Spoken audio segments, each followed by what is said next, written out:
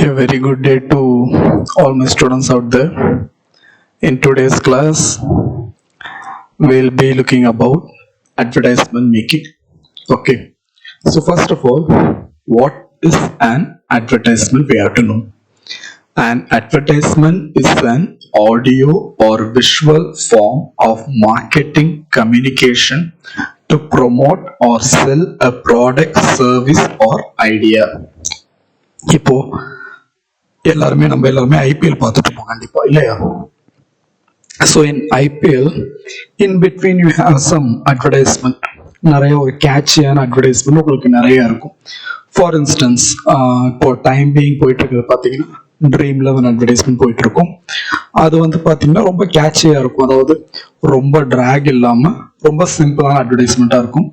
And some 7 or 8 years back you had an advertisement on Mentos ஓட அந்த ஒரு advertisement இருக்கும். எப்படின்னு கேட்டீங்கன்னா first there will be an ape.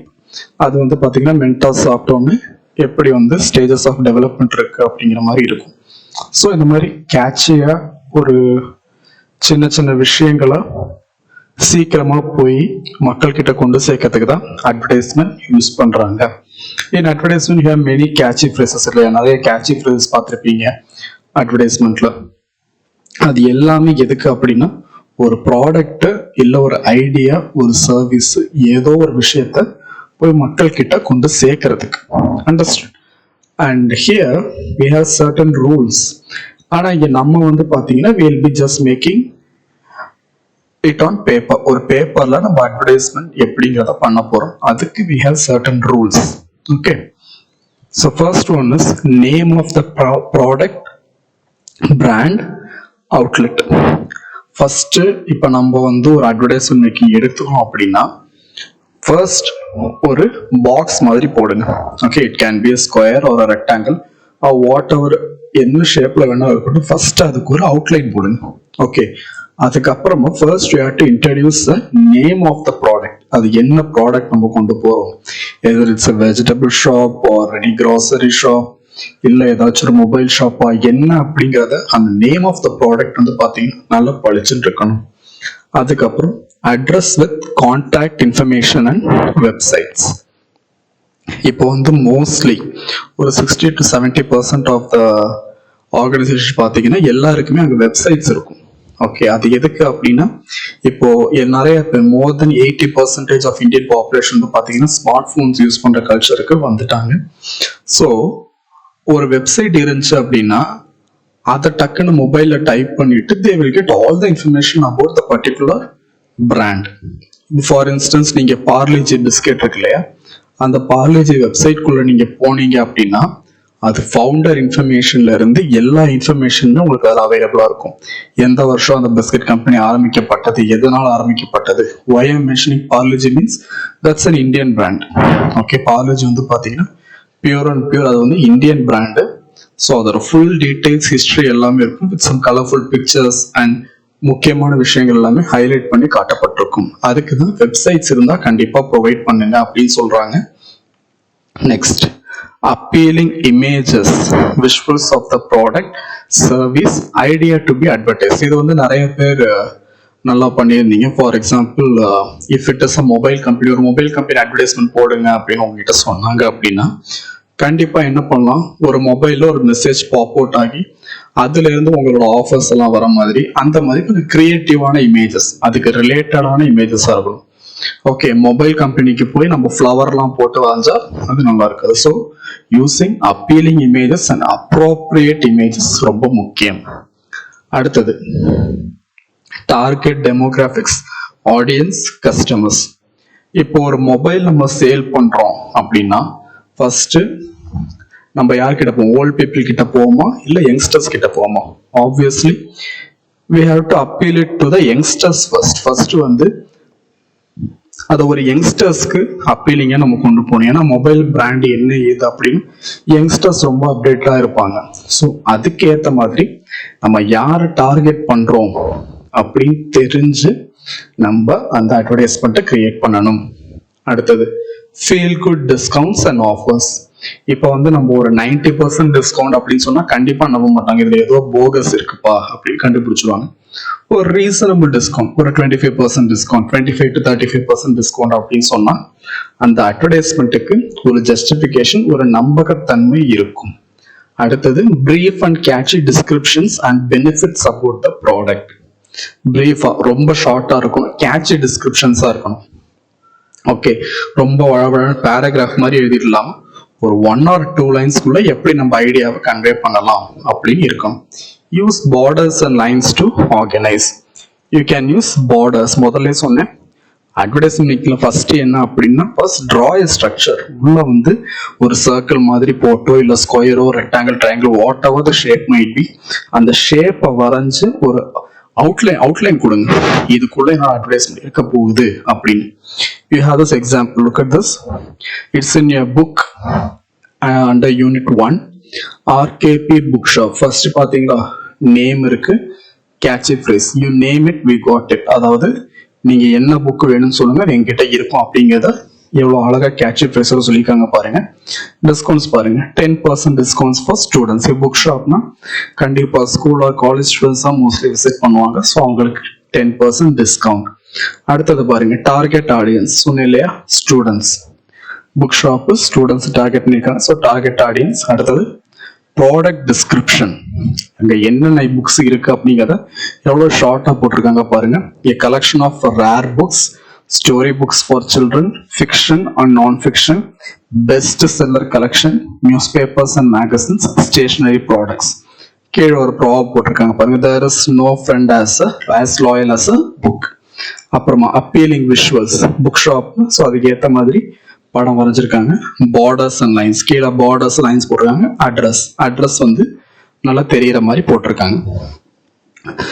இது வந்து நீங்க சொல்லலாம், சார் அது வந்து அவங்க புக்ல பிரிண்ட் பண்ணிருக்கிறதுனால அழகா கலர்ஸ்லாம் போட்டு பண்ணிருக்காங்க சார். தாராளமா நீங்களும் பண்ணலாம், without using any colours use பண்ணாம இதை எல்லாமே நீங்க பென்சில் டிராயிங்லயே நீங்க முடிஞ்ச அளவுக்கு நீங்க காட்டினீங்க அப்படின்னா you will get full marks. Okay, you can ask me a question, sir. இது ஒரு 5 மார்க்குக்கு நாங்க எழுத போறோம், அதுக்கே நாங்க வந்து இவ்வளவு தூரம் பண்ணணும் அப்படின்னா, see now you are in standard 10.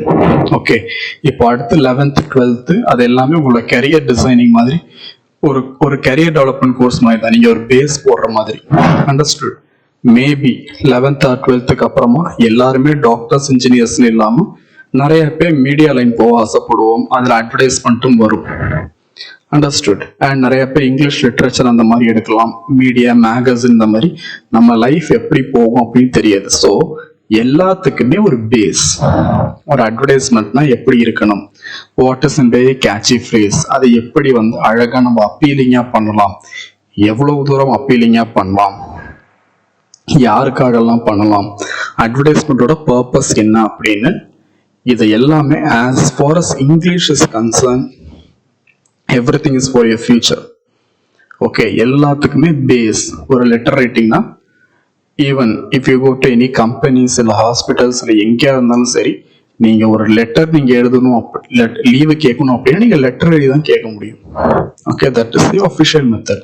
So அதே மாதிரி தான் இதுவும். அண்டர்ஸ்டுட்? ஒரு அட்வர்டைஸ்மெண்ட்னா அது எப்படி இருக்கணும், this is also to pop out your creativity. Okay students, எவ்வளவு தூரம் வந்து நீங்க கிரியேட்டிவா இருக்கலாம். ஒரு டாஸ்க் மாதிரி கொடுக்குறாங்க, ஒரு கான்டெஸ்ட் மாதிரி வைக்கிறாங்க.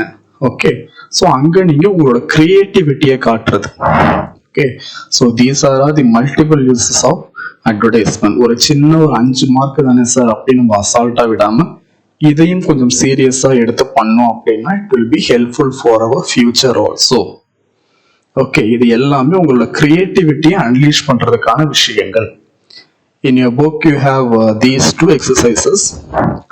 Home appliances, RD sale, 20 to 50% discount, special combo offers, Muthuswamy and Co, Raja Street, Gindi. அடுத்தது mobile Galaxy, smartphones, accessories, SIM cards, recharge, free power banks on mobile purchase, number 1 toll gate Trichy. So இந்த 2 exercise வந்து பாத்தீங்கன்னா உங்களுக்கு புக்ஸ்ல கொடுத்துருக்காங்க. Try to create your own advertisement. எவ்வளவு தூரம் கிரியேட்டிவா நம்மளால பண்ண முடியுது வித்தவுட் ரெஃபரிங் டு எனி கைடோ இல்லை வேற எதுவும் ரெஃபர் பண்ணாம நம்மளால நார்மலா ஒரு ஸ்கேல் அண்ட் பென்சில் வச்சு எவ்வளவு தூரம் கிரியேட்டிவா நம்மளால இருக்க முடியுது அப்படிங்கிற ஒரு டெஸ்டா நீங்க இதை எடுத்துக்கலாம். Understood? So again we'll have a small revision. An advertisement is an audio or visual form of marketing communication to promote or sell a product, service or idea.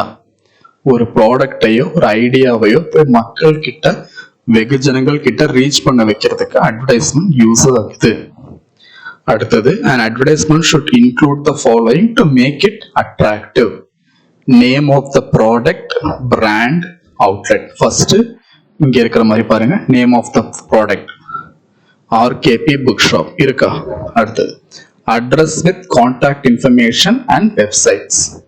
Address at the bottom with contact information. இதுல வந்து contact information கொடுக்கல, you can add it. ஏதாச்சும் ஒரு phone number கொடுக்கலாம், website கொடுக்கலாம். Okay, nobody is going to check now. Okay, அடுத்தது appealing images, visuals of the product, service, idea to be advertised. Visuals பாருங்க, books அடுக்கி வச்சிருக்கிற மாதிரி என்கிட்ட books மட்டும் இல்ல ஆக்சசரிஸும் இருக்கு, ஸ்டேஷனரி விஷயங்களும் இருக்கு அப்படிங்கறத எப்படி கேட்சியா சொல்லியிருக்காங்க பாருங்க.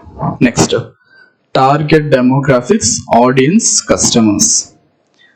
இங்க பாருங்க சொன்னேன் இல்லையா, students. So book shop students target audience அது போட்டிருக்காங்க. அடுத்தது feel good discounts and offers 10%. இது வந்து ஒரு நம்பர் மாதிரி இருக்கும். ஏன்னா இப்போ நீங்க அமேசான், பிளிப்கார்ட் மாதிரி வெப்சைட்ல போனா கூட மேக்ஸிமம் 10 or 15% தான் வெப்சைட்ஸ், அந்த வெப்சைட்ஸ்லயே 10 or 15% தான் டிஸ்கவுண்ட்ஸ் கொடுத்துருப்பாங்க. ஸோ நம்ம வந்து 25% சொன்னோம்னா கண்டிப்பா இவன் பழைய புக்கை விற்கிறானோ அப்படிங்கிற மாதிரி ஆடியன்ஸுக்கு எக்ஸ்போஸ் ஆயிடும். Understood? We have to make sure that we are bringing them the quality product. So 10% discount na ஓ பரவாயில்ல, ஒரு பிலீஃப், ஒரு நம்பகத்தன்மை, ஒரு ட்ரஸ்ட். அடுத்தது brief and catchy descriptions and benefits about the product. பாருங்க, you name it, we have got it. ஒரு book ஷாப்புக்கு என்ன கேப்ஷன் வேணுமோ அது இருக்கு. The last, use borders and lines to organize. So everything should come under a border within a structure. Understood?